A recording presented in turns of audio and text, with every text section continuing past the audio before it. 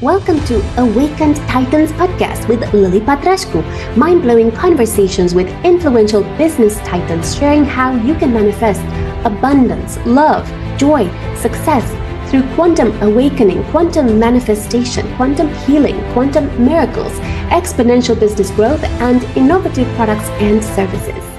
Discover how to leverage innovation to build a multi-million pound business with an awakened business titan. In today's session, we have Raghu Kumar, and he oversees business growth at TradingLeagues, the world's first esports platform for the financial markets. And prior to TradingLeagues, he founded Upstox, one of Asia's largest stockbrokers, valued at over $3 billion and backed by Tiger Global. Prior to Upstox, he managed his own proprietary trading firm, and he's a Forbes 30 under 30 recipient in 2014. So excited to have you here, Raghu. Thanks for having me on your podcast, Lily. Appreciate it. Thank you. So tell us, what's the number one secret to your success? Oh, wow. That's a really nice question.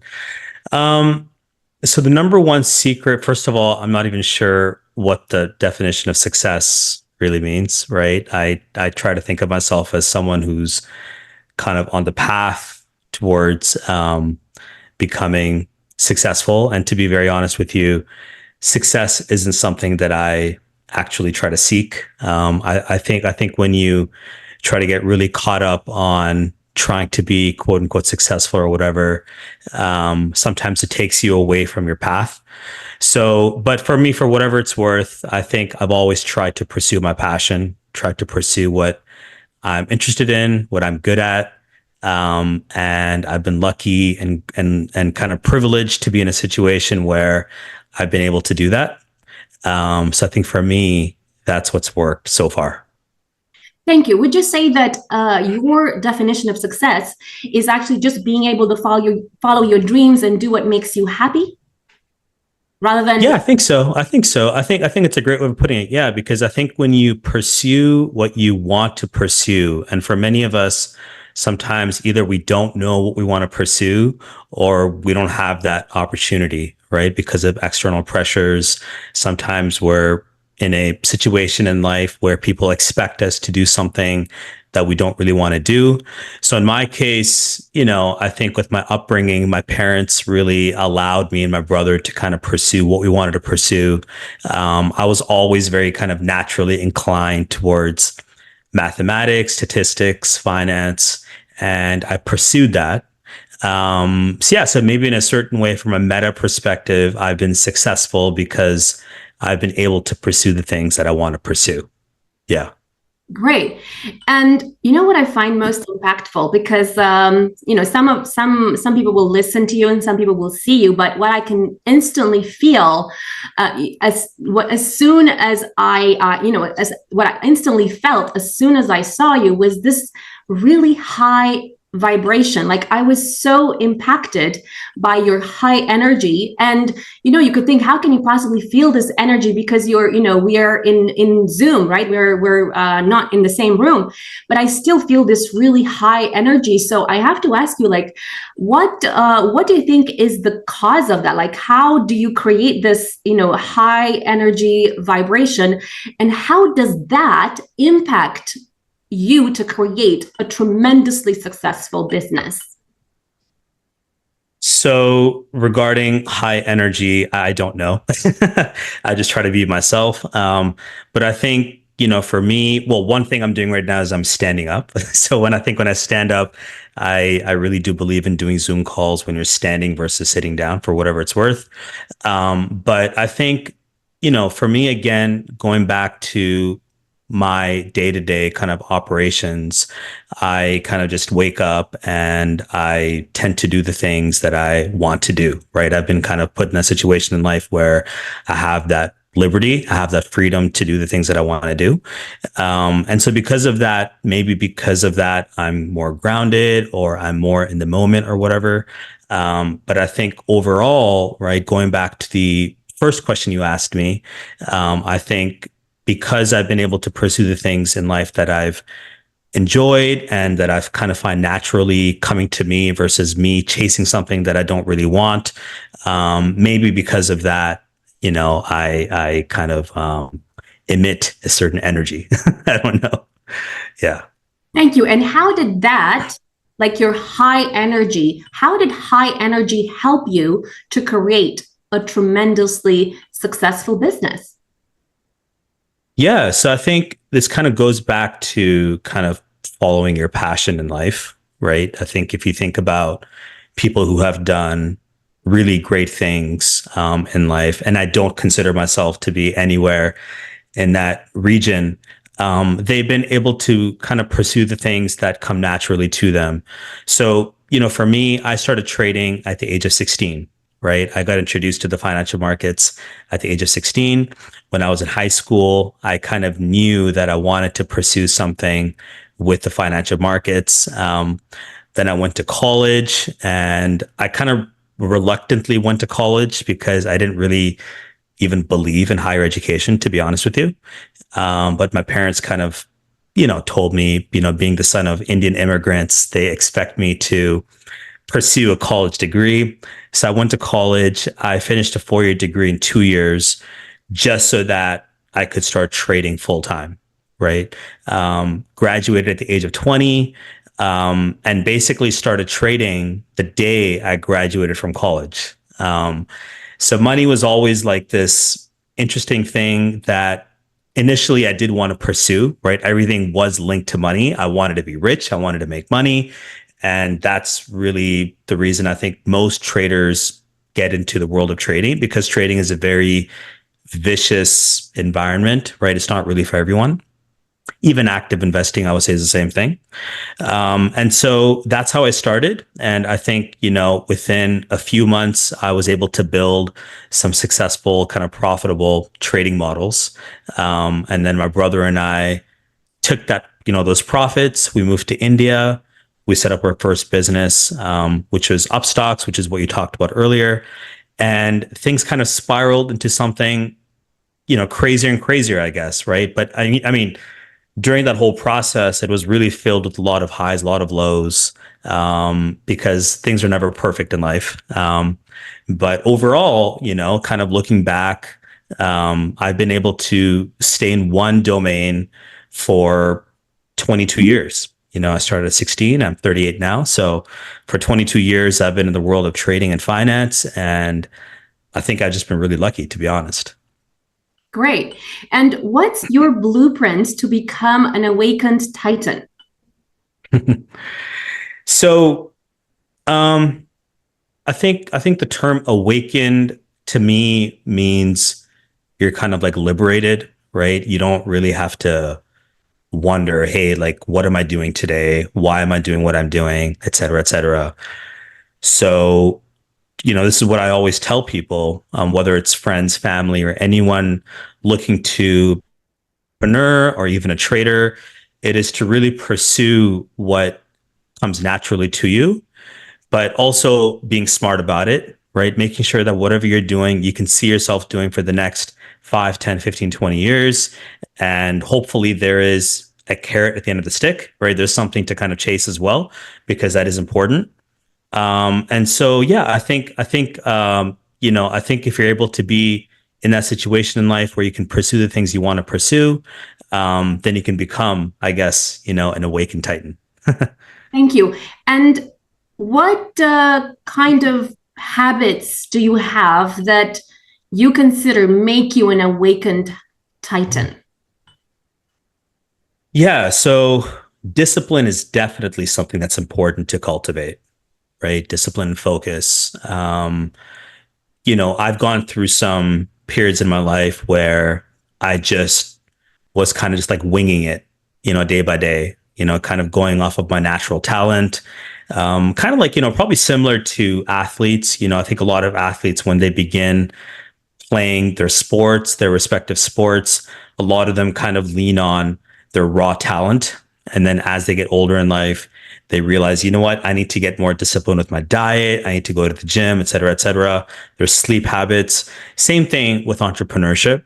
Initially we're kind of just doing that activity because we enjoy it and it's something we're good at. But at some point in time, your sleep matters, your diet matters as well. At least to me, it does. So I try to go to the gym every day. I try to watch my diet. I try to just be as disciplined as possible, right? Using different types of time management apps, task management apps, et cetera, et cetera. Trying to educate myself because the world is changing so quickly every day.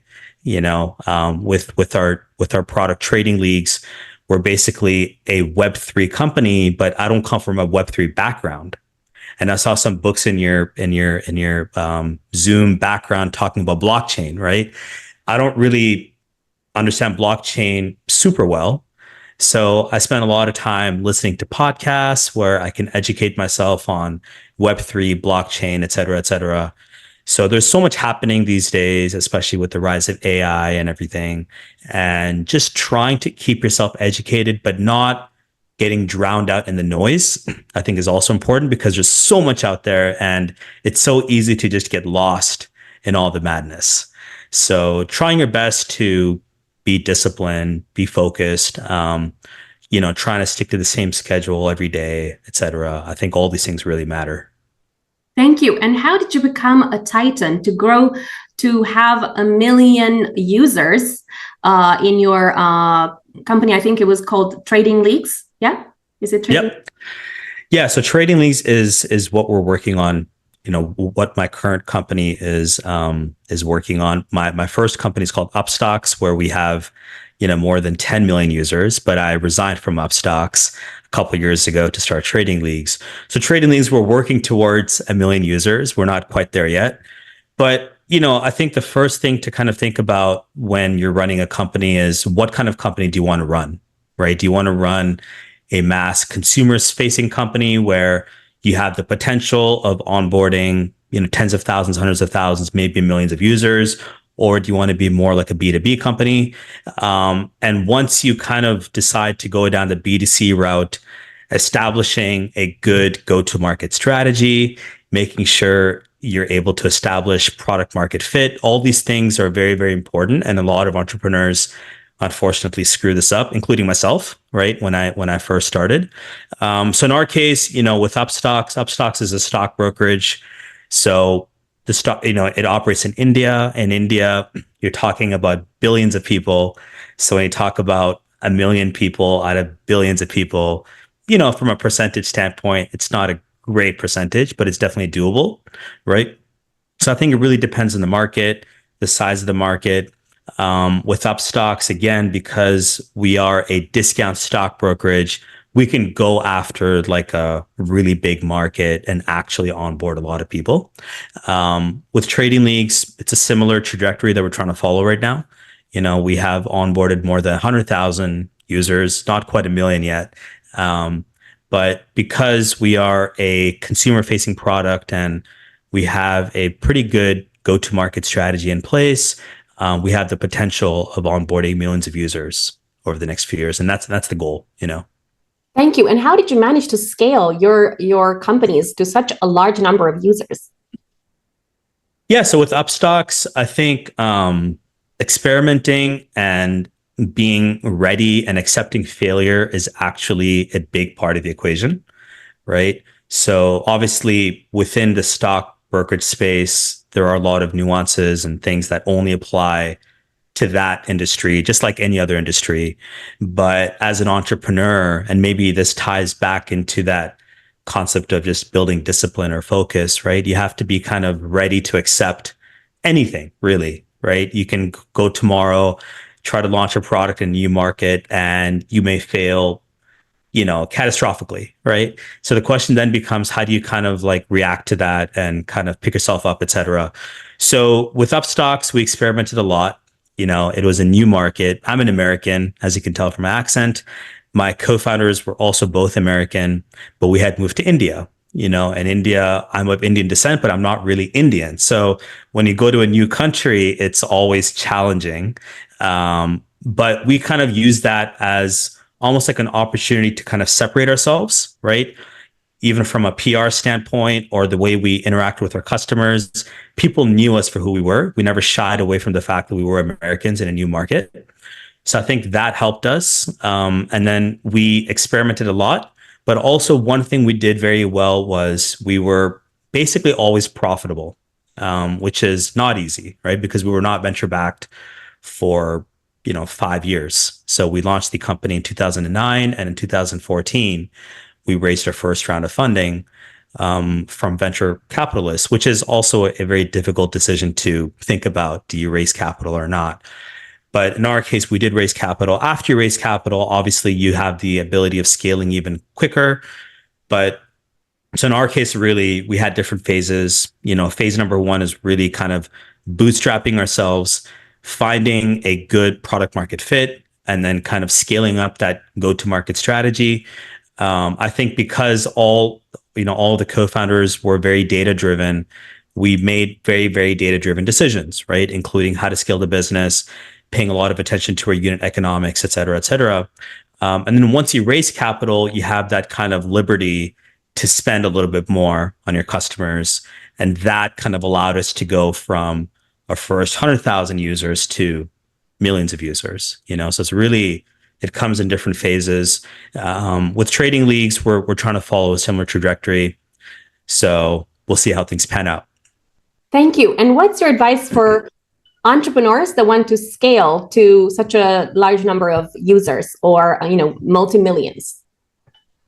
So again, going back to that question, what's the type of business you want to build? I mean, if you're building a B2B, obviously you're not going to have millions of users, or I guess direct end users. But if you are looking to build that kind of a company, you need to do your research, right? This actually goes back to that first question of making sure there's an actual carrot at the end of the stick. Like, you want to make sure the market's big enough. So in kind of jargony terms, the term for this is called the TAM, the total addressable market, right? You want to make sure your TAM is large enough. And then you have what is called the attainable market, right? The serviceable and attainable market. So what can you actually attain over the next 3 to 5 years? And then within that pie is what you can actually realistically obtain. So it's 3 different terms. It's a little, loosely kind of worded, but it's called SAM, TAM, TOM, right? So SAM is your serviceable, attainable market, then your obtainable market, and then your adjustable market. So you want to make sure your total addressable market is large enough. So if you want to onboard 1 million users, then you probably want your TAM to be the hundreds of millions of users, right? So you have a large market to go after. And then, a percentage of that could be what you obtain over the next 3 to 5 years, right? So you have to kind of work yourself backwards. That would be probably requirement number one, I would say. And I think a lot of entrepreneurs actually screw that up because they just want to build a unicorn and they don't really think about how large is that actual market, and how realistic it is for them to obtain that market. And kind of a side note here, there's a really good book by Peter Thiel, the founder of PayPal, called 0 to 1. And it's an excellent book. I'm not sure if you've read it. So in that book, he actually lays out the foundational principles for what an entrepreneur should think about when they're building a business. It's actually the number one book I recommend to entrepreneurs. And in it, he has a chapter which talks about how it's important, or it's very valuable to actually try to monopolize your industry, right? So we think of monopolies as a bad thing, but he argues that when you actually have a monopoly, it allows you to really differentiate yourself from the competitors very quickly so that nobody can catch up to you, right? So think about the Teslas of the world, the Googles of the world, et cetera, right? Your technology is so good that no one can catch up to you for a very long time. And then you can price your product however you want. So those types of things you should actually think about as an entrepreneur. And then there's other elements, right? Which the book also talks about, having a good founding team. Ideally, you're not doing it yourself, although that's very much possible. I don't recommend it. And then probably kind of the softer elements, doing what you enjoy, doing what you're good at, right? Making sure that, this is something you can see yourself doing for the next maybe 10, 20, 30 years. Thank you. And how did you leverage innovation to build this multi-million-pound business? So with Upstox, I think the way we innovated was basically through technology. we were actually not the first movers. We were the second movers in India. I mean, it's a very big market, so maybe that term is not so black and white, but we were the second primary kind of quote unquote discount stock brokerage to be in India. There's already one company which had been there before us. So people were always comparing us to them, right?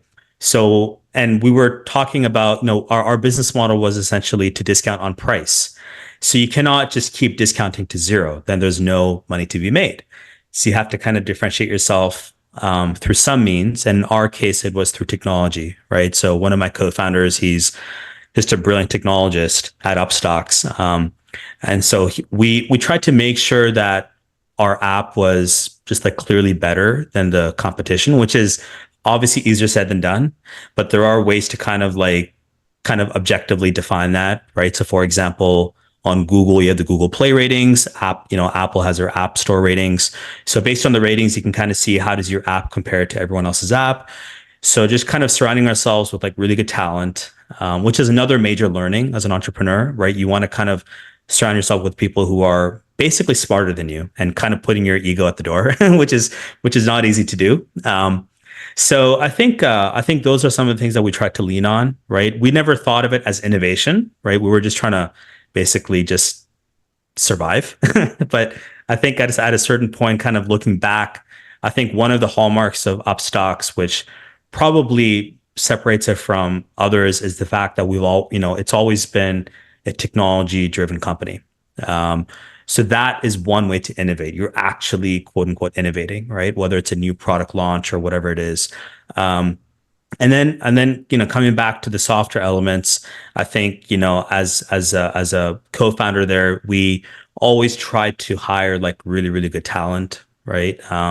And initially, when you're an entrepreneur, it's hard to actually do that because your ego, unfortunately, sometimes does get in the way, right? You're not thinking about hiring people on day number one that are like way smarter than you and way better than you at what you do. It's just not something that naturally happens. But over time, we mature and you realize this is the way to stay ahead, right? So attracting good talent, and then having good culture, et cetera, et cetera, Thank you. And how did your values and your mission as an awakened Titan impact your business strategy and your bottom line?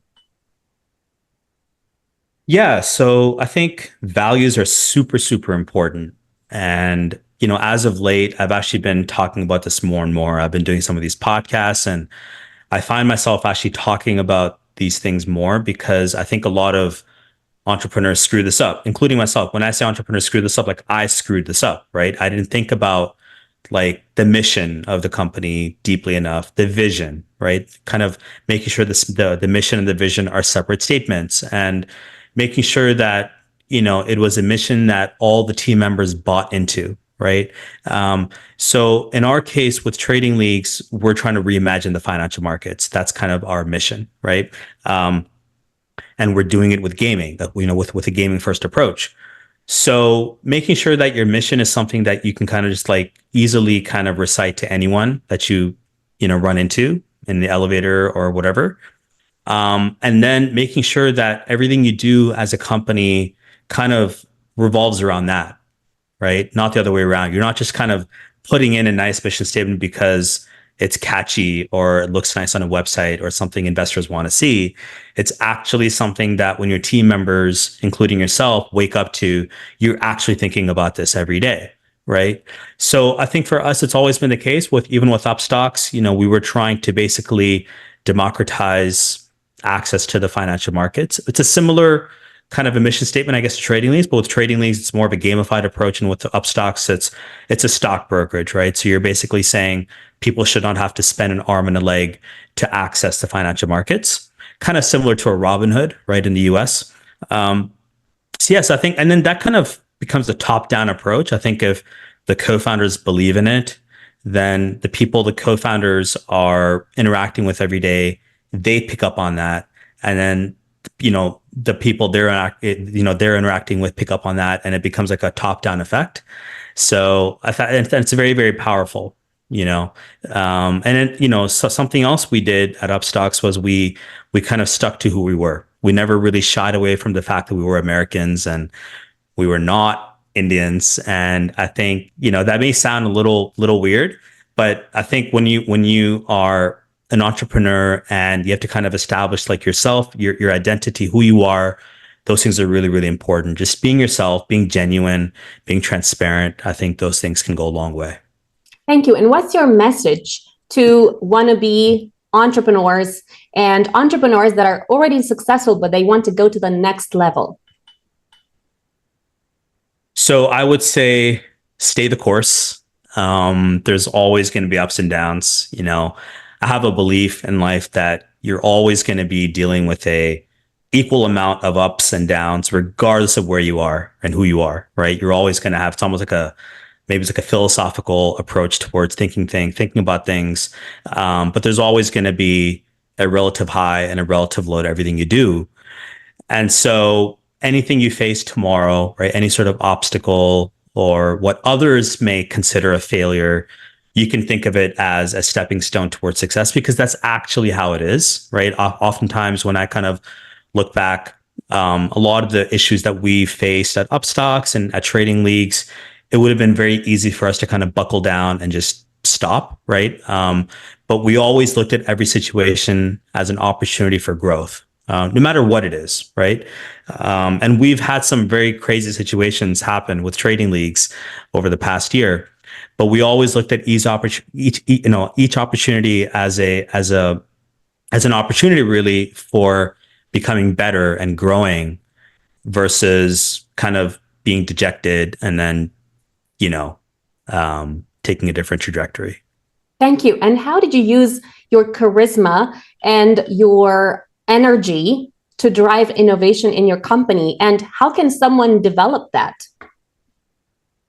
So I think with anything in life, it takes time and you kind of grow into your role. So with TradingLeagues, I am, for whatever it's worth, I'm the CEO. It's not something I really particularly want to be, right? But my co-founders have asked for me to become the CEO of the company. So I've become the CEO.